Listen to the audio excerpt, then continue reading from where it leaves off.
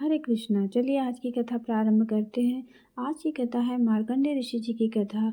मार्कंडेय ऋषि जी बहुत पहुँचे हुए ऋषि हैं जो कलयुग तक रहेंगे। तो उनकी कथा शुरू होती है कि भगवान शिव के उपासक ऋषि मुकुंद जी के घर कोई संतान नहीं थी। उन्होंने भगवान शिव की कठिन तपस्या की। भगवान शिव ने उन्हें दर्शन दिए और वरदान मांगने को कहा। उन्होंने संतान मांगी। भगवान शिव ने कहा, तुम्हारे भाग्य में संतान नहीं है। तुमने हमारी कठिन भक्ति की है, इसलिए हम तुम्हें एक पुत्र देते हैं, लेकिन उसकी आयु केवल 16 वर्ष की ही होगी।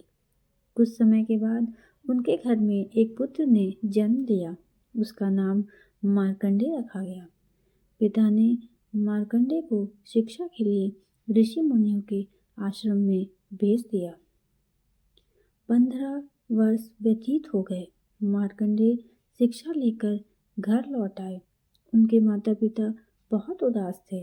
जब मार्कंडेय जी ने उनसे उनकी उदासी का कारण पूछा तो पिता ने मार्कंडेय को सारा हाल बता दिया। मार्कंडेय ने पिता से कहा कि उसे कुछ नहीं होगा, आप चिंता न करें। माता पिता से आज्ञा लेकर मार्कंडेय भगवान शिव की तपस्या करने चले गए। उन्होंने महामृत्युंजय मंत्र की रचना की। 1 वर्ष तक उनका जाप करते रहे। जब 16 वर्ष पूर्ण हो गए तो उन्हें लेने के लिए यमराज आए। वे उस समय शिव भक्ति में लीन थे। जैसे ही यमराज उनके प्राण लेने आगे बढ़े तो मार्कंडेय जी शिवलिंग से लिपट गए।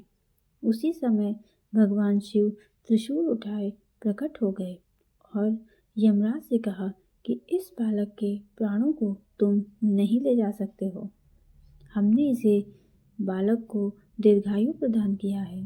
यमराज ने भगवान शिव को नमन किया और वहां से वो तुरंत चले गए। तब भगवान शिव ने मार्कंडेय को कहा, तुम्हारे द्वारा लिखा गया यह मंत्र हमें बहुत प्रिय है, अत्यंत प्रिय है। भविष्य में जो कोई इसका स्मरण करेगा, हमारा आशीर्वाद उस पर हमेशा और सदैव बना रहेगा। इस मंत्र का जप करने वाला मृत्यु के भय से मुक्त हो जाएगा और भगवान शिव की कृपा उस पर हमेशा बनी रहेगी। ऐसा भगवान शिव ने मार्कंडेय जी से कहा। यही बालक बड़ा होकर मार्कंडेय ऋषि के नाम से विख्यात हुआ।